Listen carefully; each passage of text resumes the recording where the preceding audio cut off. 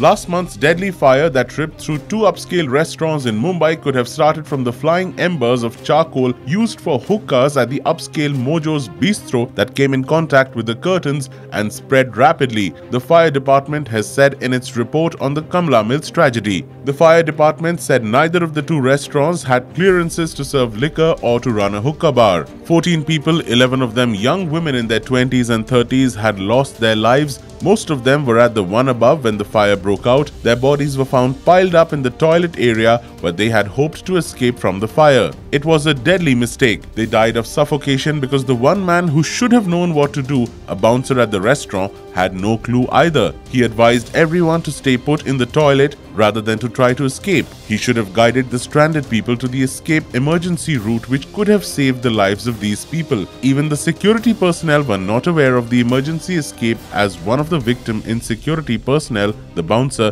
died in the toilet, the fire department's preliminary probe report assessed. The fire department report is in sharp contrast to the initial reports that indicated that the fire was started at one above. Mumbai police had been quick to arrest the managers and have been hunting for the owners of one above. On Friday, a reward of rupees 1 lakh was announced for their arrest. The fire department said neither of the two restaurants had clearances to serve liquor or to run the hookah bar. In a statement issued earlier, Mojo's Bistro had cited the fact that their customers had escaped unhurt to the adherence of the rules and the fire safety training to their staff. Mojo Bistro's customers also had more time to escape. Contrary to the initial reports that the fire had started at 12:30 am on December 29th, the fire department's report quotes several witnesses who put the time closer to 12:10 am. The department's control room received the first information about the fire 17 minutes later at 12:27 am. One above restaurant had extensively covered the space with temporary shed structures using highly combustible materials including bamboos, plastic sheets and cotton cloth didn't give their customers too much time once the fire was on.